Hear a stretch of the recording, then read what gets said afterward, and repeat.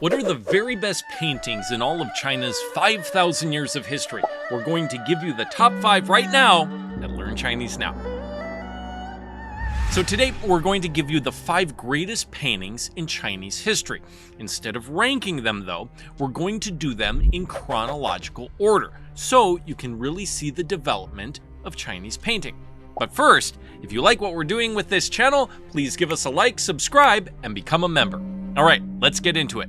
So our first famous painting was drawn to convince a queen to stop killing people. You see, way back in the Jin dynasty in 3rd century AD, there was an emperor who was mentally disabled. So his wife was essentially the emperor behind the scenes, and he just showed up and did some public ceremonies or whatnot. Now, normally that wouldn't be such a big deal. You often have child emperors with adults ruling the country for them until they're old enough to take over the reins. But this empress had a really nasty streak. Anytime someone or some family threatened to take her power, she found a way to get them killed. Maybe she framed them for crimes they didn't commit. Maybe she convinced 2 people to become enemies with lies and got them to kill each other. Or maybe she just sent an assassin to someone's house. Any way she did it, she was making havoc out of the court and threatening to send the entire country into civil war. So there were a bunch of officials wondering what the heck they could do about her, but there wasn't much that could be done. She was the wife of the emperor, and you had to respect the royal family. So one official named Zheng Hua tried a more delicate approach. He wrote her a poem.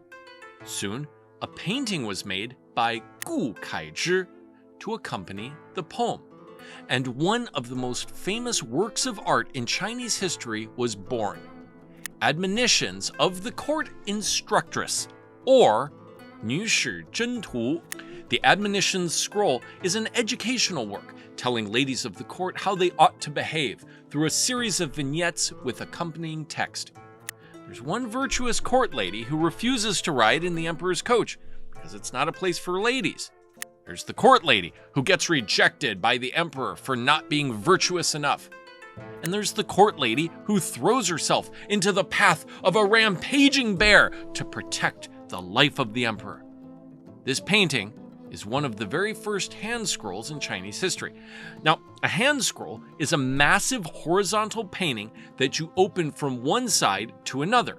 It's almost like a comic book that you see one scene after the next. And that's how this painting is set up. Now, you might be saying, my 10-year-old nephew can draw this. What's so special about it? Well, if your 10-year-old nephew were born in 3rd century China, I'm going to bet that he couldn't pull this off. Here's the quality of the painting that came before this. Now compare it with the Admonitions scroll. See the difference? So it was still a huge leap forward for painting at the time. Okay, now we're going to jump forward 500 years to the Tang Dynasty in the 8th century and to a famous painting of cows. Yes, cows. The 5 Oxen painting, or 五牛图, is probably the most famous painting of the dynasty, which is impressive considering that the Tang Dynasty was in some ways the artistic peak of Chinese history. It's another hand scroll, and as you open it up, you see 5 oxen in 5 distinct poses. The first one is eating some grass and maybe scratching himself on some shrubs. Then you have a side view of an ox holding his head up like he's proud and a little arrogant. The third ox looks directly at you, and you can tell that he's an old ox that's been through a lot. The fourth one has his tongue out in a kind of cute manner. And the last one has a ring through his nose, and he's pretty ticked off about it.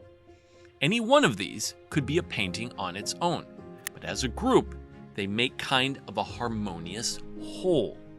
So what does it mean? Well, the interesting thing is that the guy who painted it, Han Huang, was actually the prime minister of the country at the time. So he reported directly to the emperor, and he painted this for him. So there's an interpretation that maybe Han Huang saw himself as the ox on the left as having to deal with court politics was like having a ring through his nose. And maybe he'd rather leave and be free like the other oxen in the painting. Now that's just one interpretation. It could also be that he just really liked cows. Not only is the subject matter of this painting unique, but this is the oldest painting to be done on paper. It's really hard to preserve a painting like this, so it's quite rare and precious, and was a favorite of emperors. In fact, if you look at all of the red markings on the painting, all of them are the seals of various rulers who owned the painting and wanted to put their mark on it. One particular emperor, Qingming, really kind of made a mess of the painting. Not only did he put 15 seals on it, he also wrote a poem right in the middle of it. That's what happens when you have someone who loves art but has no taste. I guess, but what do I know? Now, we jump ahead to the 12th century and the Song dynasty, which is when really the best Chinese paintings were being made. Now, we all know how beautiful Chinese landscape paintings are, but our next painting is maybe the best of all of them, and it was painted by an 18-year-old. This painting is called A Thousand Li of Rivers and Mountains, or 千里江山图, and what jumps out at you are the colors. So, to get the distinctive blues and greens in this painting, the painter, a guy named Qingming, had to find two very rare minerals, malachite and azurite, and that's why you don't usually see ancient Chinese paintings with such vibrant colors. So, this is another hand scroll, and it's almost 40 feet long, which is pretty incredible. But not only that, it's deep too. Not only do you have layer after layer of mountains to see, but there are incredible details. Like here, from far away, you just see mountains fading into the distance. But if you get a little closer, you find a little pavilion over a waterfall, and even two people in it, looking like they're kneeling and drinking tea together.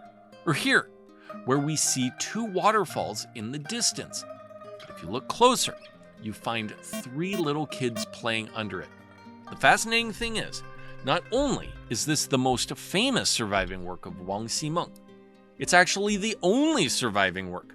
You see, Wang was born in the Song dynasty in the late 11th century. He was a child prodigy, and he was discovered by the emperor when he was young and trained in painting.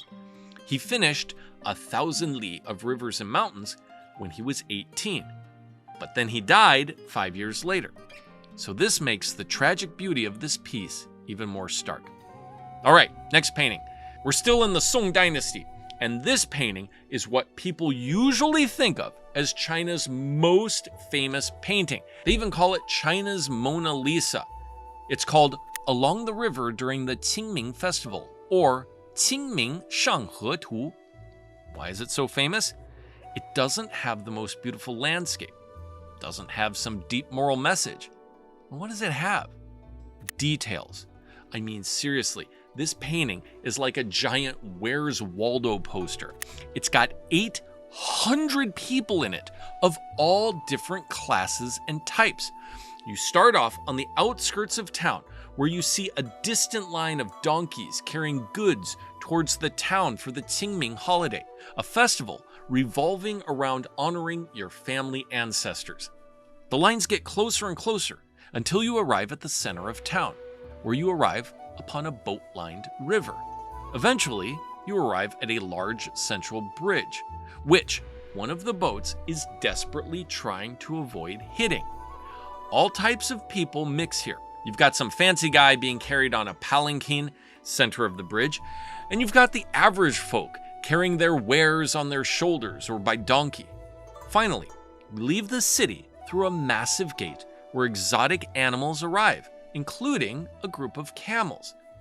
This painting, which was done by a man named Zhang Zeduan, is so valuable because it gives you such a detailed and down-to-earth look of what life was really like for people in 12th century China.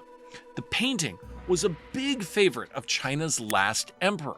When he was forced out of office, he took the painting with him, and it was decades before it was recovered and finally put in a museum.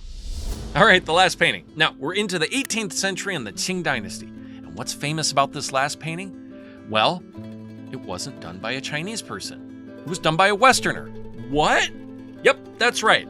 Giuseppe Castiglione, known in Chinese as Lang Shining, was an Italian missionary who was sent to Beijing to evangelize in 1715. But when a new emperor named Yongzheng ascended to the throne in 1723, he immediately saw the young man's talent and commissioned Castiglione to paint the work that would become his masterpiece, 100 Horses, or Bai Jun Tu.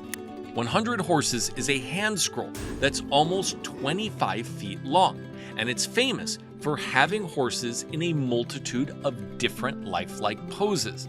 The most famous pose is this one, where one horse is resting on another, but you've also got them galloping and playing. Castiglione managed to combine the fine details and shading of the Baroque style of painting of the time with the stylized trees and mountains that are the hallmarks of Chinese painting. This painting took 5 years to make, and he had to be especially careful with it. You see, he was painting on silk, and silk is different from canvas in that it's difficult to correct or paint over a mistake you made. So, he had to first create a very detailed draft drawing where he worked out all of the details first. Making this drawing was also helpful in the fact that the emperor always wanted someone to submit a draft artwork for approval before being allowed to go to work. His drawing had every detail, even every pose of the horses, so Emperor Yongzheng knew exactly what he was getting. So, this ends our journey of fine art and beautiful paintings. Were there any paintings that you think should have been in our top 5? Let me know in the comments below, and until next time, 再见! If you enjoy the deeper meaning behind Chinese culture, folklore, legends, and strange true stories, then come explore more with me on Jared Tells Tales, where mystery, meaning, and the otherworldly still live on. Click the link to watch your first tale.